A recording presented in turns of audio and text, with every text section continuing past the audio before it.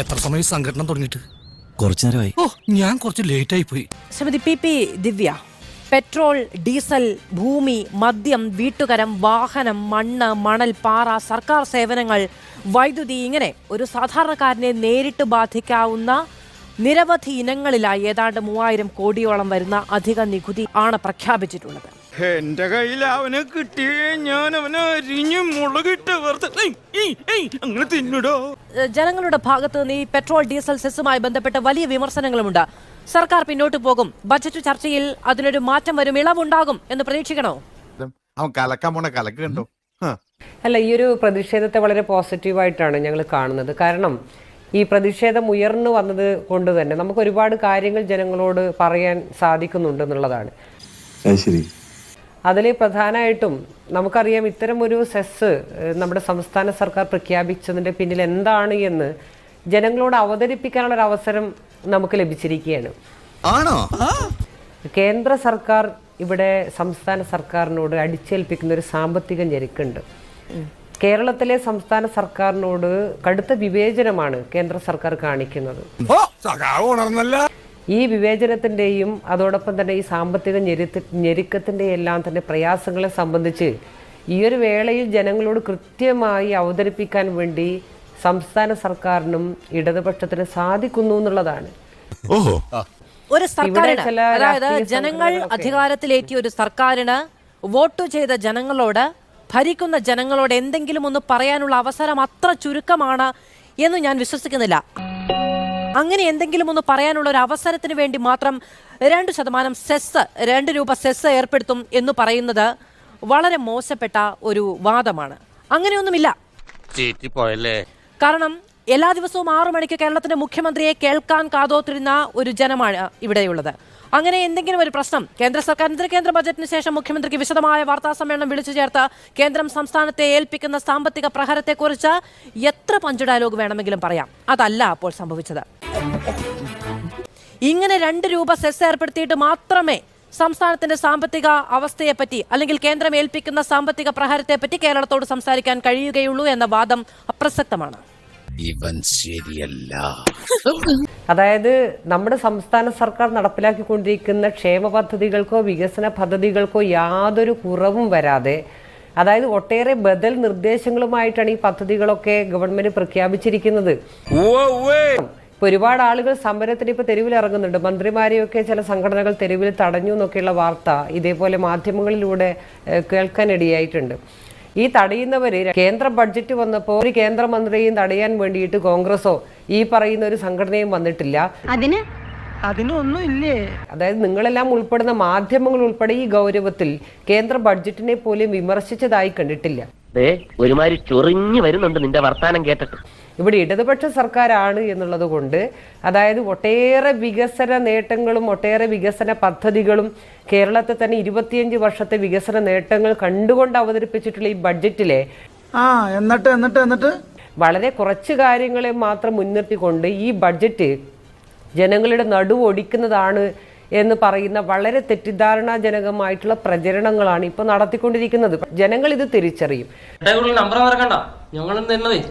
കേന്ദ്ര ബജറ്റിനോട് വിമർശനമില്ല എന്നൊന്നും പറയരുതേ. നമ്മൾ സൂപ്പർ പ്രൈം ടൈമിൽ ചർച്ച ചെയ്തത് കേരളത്തിന് ഇത്തവണയും കുമ്പിളിൽ തന്നെയോ എന്നുള്ളത് തന്നെയാണ്. കേന്ദ്ര ബജറ്റിന്റെ ദിവസം ചർച്ച നടത്തിയത് എന്നുള്ളത് അങ്ങേ ഒരിക്കൽ കൂടി ഞാൻ വ്യക്തിപരമായി ഓർമ്മിപ്പിക്കുന്നു. കാരണം കേരളത്തിലെ ജനങ്ങൾ അത് കണ്ടതാണ്. ഷാബു പ്രസാദ്, കേന്ദ്ര സർക്കാരിനാണ് എല്ലാ വിമർശനങ്ങളും. കേരളത്തിന് തൊണ്ടക്കുഴിക്ക് കുത്തിപ്പിടിക്കുന്ന അവസ്ഥയാണ് കേന്ദ്ര സർക്കാർ പ്രാബല്യത്തിൽ വരുത്തിയിരിക്കുന്നത്. പിന്നെ എങ്ങനെ പിടിച്ചു നിൽക്കും എന്നുള്ളതാണ് സർക്കാർ ഭാഷ്യം. നമ്മുടെ തൊട്ടപ്പുറത്ത് കിടക്കുന്ന തമിഴ്നാട് മദ്യത്തിൽ നിന്നുള്ള വരുമാനവും പെട്രോളിൽ നിന്നുള്ള വരുമാനവും കേരളത്തിനേക്കാട്ടിൽ കുറവാണ് തമിഴ്നാട്ടിൽ. ലോട്ടറി വരുമാനം ഇല്ല. പക്ഷേ അതിൻ്റെ പേരിൽ അവർ ഒരിക്കലും ജനങ്ങളെ ഇതുപോലെ കൊള്ളയടിക്കുന്നില്ല. അത് മാത്രമല്ല, ഇങ്ങനെ ഗതികെട്ട് അടിമാന്തി നിൽക്കുന്ന ഈ സംസ്ഥാനത്ത് ചിന്താ ജെറോമിന് 1 ലക്ഷം രൂപ ശമ്പളം, മന്ത്രിമാർക്ക് 10-20 സ്റ്റാഫ്, അവർക്ക് ലോകത്തെങ്ങും ഇല്ലാത്ത ശമ്പളം, അവർക്ക് ജീവിതകാലം മുഴുവൻ പെൻഷൻ. ഇങ്ങനെ പോയാൽ സംഗതി കുഴയും. 24 കോടി ജനമുള്ള UP-യിലെ PSCയിൽ 11 മെമ്പർമാരെ അവരുടെ ആവറേജ് ശമ്പളം 40,000. കേരളത്തിൽ 3.5 കോടി ജനമുള്ള കേരളത്തിൽ PSC മെമ്പർമാരുടെ എണ്ണം 21, അവരുടെ ശമ്പളം 1 ലക്ഷം, 1.25 ലക്ഷം, 1.5 ലക്ഷം. ശ്രീമതി പി ദിവ്യ, വരുമാന വർധനവിലുള്ള എന്തു കാഴ്ചപ്പാട്, എന്തു നടപടിയാണ് ഈ ബജറ്റിൽ മുന്നോട്ട് വെച്ചിട്ടുള്ളത് എന്നുള്ളതാണ്. കേരളത്തിൽ നമ്മുടെ സംസ്ഥാന സർക്കാരിന് സാമ്പത്തികമായിട്ടുള്ള ഞെരുക്കമുണ്ടെങ്കിൽ ആ ഞെരുക്കം ഉണ്ടായതിന് അടിസ്ഥാനപരമായ ചില കാരണങ്ങളുണ്ട്. നിങ്ങൾ നോക്കൂ, കോവിഡ് സമയം 2 പ്രളയങ്ങളുണ്ടായി. എങ്ങനെയാണ് കേരളത്തിലെ സംസ്ഥാന സർക്കാർ എങ്ങനെയാണ് ഈ പ്രതിസന്ധിയെ തരണം ചെയ്തത്? ഇന്ത്യയിൽ മറ്റേത് സംസ്ഥാനം അങ്ങനെ തരണം ചെയ്തു? നിങ്ങൾ നേരത്തെ സൂചിപ്പിച്ച ഗുജറാത്തോ, നിങ്ങൾ നേരത്തെ സൂചിപ്പിച്ച മറ്റേത് സംസ്ഥാനം ആയിക്കോട്ടെ, അത് കോൺഗ്രസോ BJPയോ മറ്റേത് സംസ്ഥാനം ആയിക്കോട്ടെ, ഈ സംസ്ഥാനത്തിൽ അല്ല ഞാൻ പറയട്ടെ എന്ന് നിങ്ങൾ പറയുന്നത് മുഴുവൻ ഞാൻ കേട്ടിരുന്നു. അതായത് ഒരു അസാധാരണമായൊരു സാഹചര്യം ഈ രാജ്യത്തുടനീളം വന്നു. പക്ഷേ അഭിമാനത്തോടു കൂടി നമുക്ക് പറയാം, അസാധാരണമായ സാഹചര്യത്തെ അതിജീവിക്കാൻ വേണ്ടി കേരളത്തിലെ ഗവൺമെന്റ് കാണിച്ച മുൻകൈയും കരുതലും നിങ്ങൾ ഈ പറഞ്ഞ ഏതെങ്കിലും സംസ്ഥാനത്തുണ്ടായിട്ടുണ്ടോ? നമ്മുടെ പണം പോയിട്ടുണ്ട്. കേരളത്തിൽ 4, 5, 6 ബഡ്ജറ്റ് അവതരിപ്പിക്കേണ്ട ഈ കേരളത്തിന്റെ വികസനത്തിന് വേണ്ടി ഉപയോഗിക്കേണ്ട പണം ഇവിടെ 2, 3 പ്രളയത്തിന്റെ ഭാഗമായിട്ടും കേരളത്തിൽ കോവിഡ് വന്നപ്പോൾ, ഈ മഹാമാരി വന്നപ്പോൾ അതിനെ അതിജീവിക്കാൻ വേണ്ടി നമ്മുടെ സർക്കാരിന് ചെലവഴിച്ചിട്ടുണ്ട്. ബജറ്റ് എന്ന് പറയുന്ന സങ്കല്പത്തെ തന്നെ തിരുത്തി പറയുന്ന ഒന്നാണ് അങ്ങിപ്പോൾ പറയുന്നത്. അത് സയന്റിഫിക്കലി ശരിയല്ല. അതായത് ഒരു വർഷത്തെ വരുമാനത്തിൽ അപ്പുറത്തേക്ക് ചെലവഴിക്കേണ്ട തുകയൊന്നും ഒരു സാമ്പത്തിക വർഷം ചെലവഴിക്കാൻ സർക്കാരിന് കഴിയില്ല. ഞാൻ പറയുന്നത് നമുക്ക് സാമ്പത്തികമായ ഞെരുക്കം ഉണ്ടായിട്ടുണ്ട് എന്ന് പറയാൻ വേണ്ടി തന്നെയാണ് ഇത് പറയുന്നത്. ഇപ്രാവശ്യം നമുക്കറിയാം, സംരംഭകത്വം, വ്യവസായ മേഖലയിൽ നിക്ഷേപം, അതോടൊപ്പം തന്നെ നിരവധി പദ്ധതികൾ, വരുമാനം ഉണ്ടാകുന്നതിന് വേണ്ടി നിരവധി പദ്ധതികൾ പ്രഖ്യാപിച്ചിട്ടില്ലേ? പരമ്പരാഗത വ്യവസായ മേഖലയെ ഉൾപ്പെടെ പുനരുജ്ജീവിപ്പിക്കാൻ പദ്ധതികളുണ്ട്. ഈ പറയുന്ന വ്യവസായ ആവശ്യത്തിനുള്ള വൈദ്യുതി അതിന് വില കൂടാൻ പോവുകയാണ്. പി ദിവ്യ, പെട്രോളിനും ഡീസലിനും വില വർദ്ധിക്കുന്ന സമയത്ത്, സെസ് ഉൾപ്പെടെ വില വർദ്ധിക്കുന്ന സമയത്ത് ഉണ്ടാകുന്ന വില വർധന എല്ലാ മേഖലയും ബാധിക്കും. ഈ പറയുന്ന ഇൻഡസ്ട്രിയൽ സംരംഭങ്ങൾക്ക് തുനിയുന്നവർ ഇനി മുന്നോട്ട് കാണേണ്ട ചിലവ് എന്ന് പറയുന്നത് ഈ സാമ്പത്തിക വർഷത്തിന് തൊട്ട് മുൻപുണ്ടായതിനേക്കാൾ ഭാരിച്ച ചിലവാണ്. എങ്ങനെയാണ് പിന്നെ നമ്മൾ പരമ്പരാഗത വ്യവസായ സംരംഭങ്ങളെ പിന്തുണയ്ക്കുന്നു എന്ന് പറയുന്നത്? ഇതൊരു നടക്ക് പോണ മാതിരില്ല. പരമ്പരാഗത വ്യവസായ സംരംഭങ്ങൾ, ചെറുകിട സംരംഭങ്ങൾ, ഇവരെയെല്ലാം സംരക്ഷിക്കുന്നതിന് വേണ്ടിയിട്ടുള്ള പ്രത്യേക പാക്കേജുകൾ ഈ ബഡ്ജറ്റിൽ പ്രഖ്യാപിച്ചിട്ടുണ്ട്. വൈദ്യുതി ചാർജും ഇനി പെട്രോൾ ആവട്ടെ ഡീസൽ ആവട്ടെ, ഈ വർധനവെല്ലാം തന്നെ തിരിച്ച് ഇത് ക്ഷേമ പദ്ധതികൾക്ക് വേണ്ടി മാത്രം വിനിയോഗിക്കുന്നുവെന്നും മറ്റാവശ്യങ്ങൾക്ക് KSEBിയുടെ ബജറ്റിൽ പറയുന്നത് KSEBിക്ക് 1,600 കോടിയുടെ ലാഭമുണ്ട്, പ്രവർത്തന ലാഭമുണ്ട് എന്നാണ്. അങ്ങനെ പ്രവർത്തന ലാഭം 1,600 കോടി രേഖപ്പെടുത്തിയ ഒരു പൊതുമേഖലാ സ്ഥാപനം എന്തിനാണ് വില വർദ്ധിപ്പിക്കുന്നത് എന്നുള്ളത് സാമാന്യ ജനം ചോദിക്കുന്ന ചോദ്യമാണ്.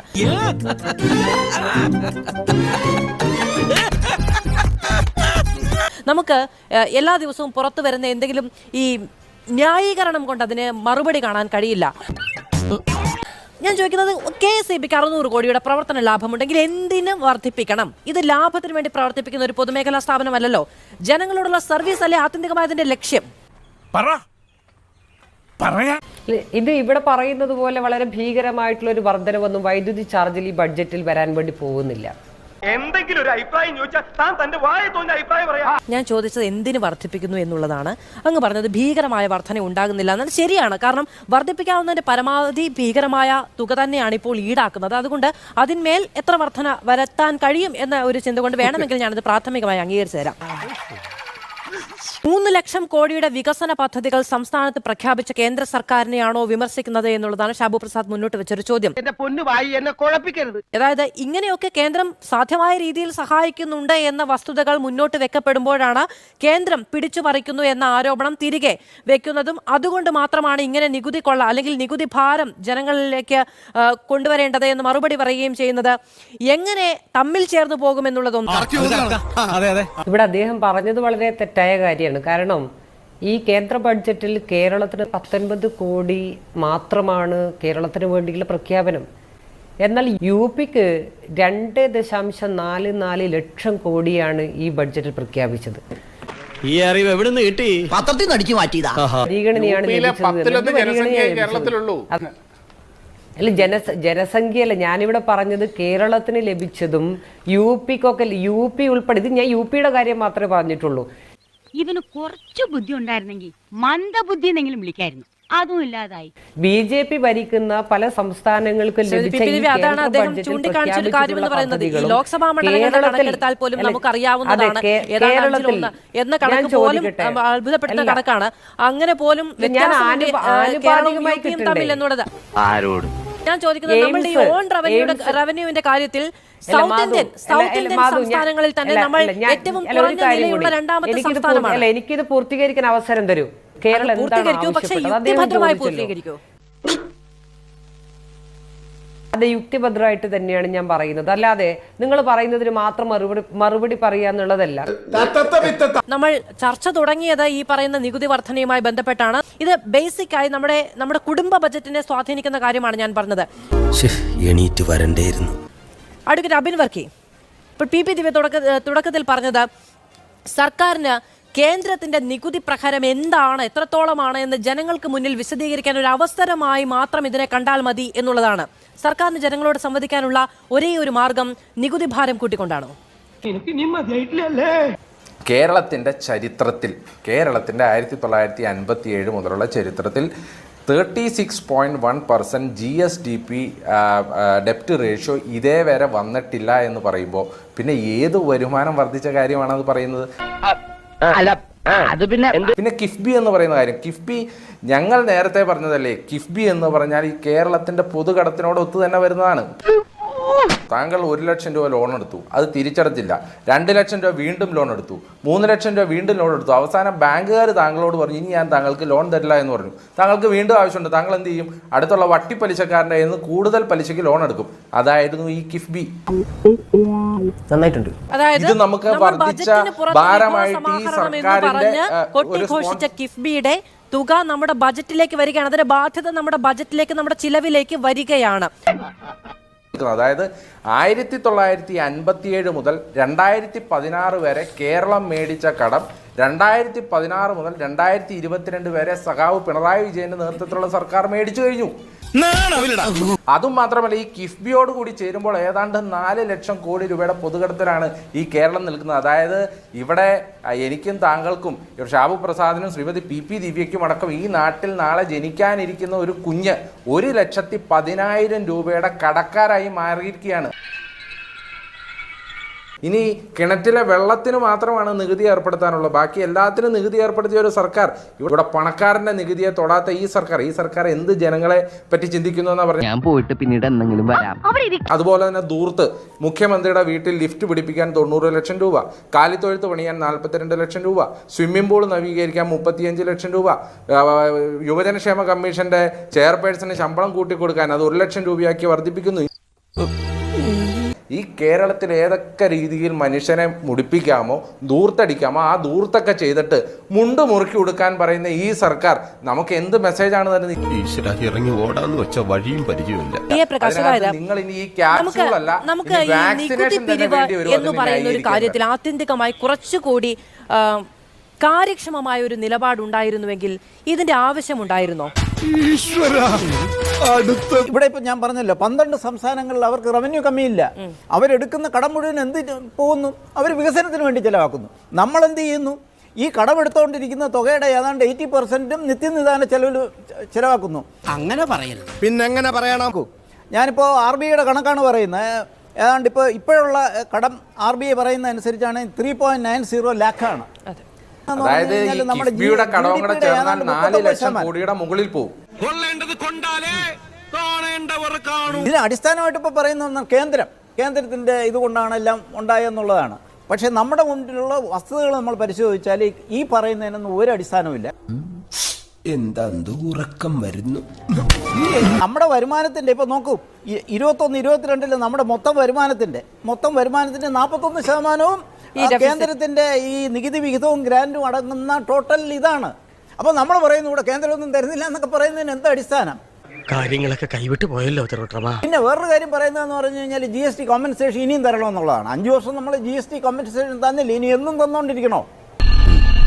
നികുതി പിരിവിൽ അനാസ്ഥ, അതായത് നികുതി ശരിക്ക് പിടിക്കുന്നില്ല, നികുതി പിരിവിൽ അഴിമതി, പിന്നീട് സംസ്ഥാനത്തിലെ ബഡ്ജറ്റിലെ കണക്കുകളെല്ലാം പെരുപ്പിച്ച കണക്കുകളാണ്. ഇനി ഇവിടെ നിന്ന് അഴിവണ്ടാവാ, നമുക്ക് അങ്ങോട്ട് മാറിയിക്കാം. തൽക്കാലം ഇത്രയും മതി, വരട്ടെ.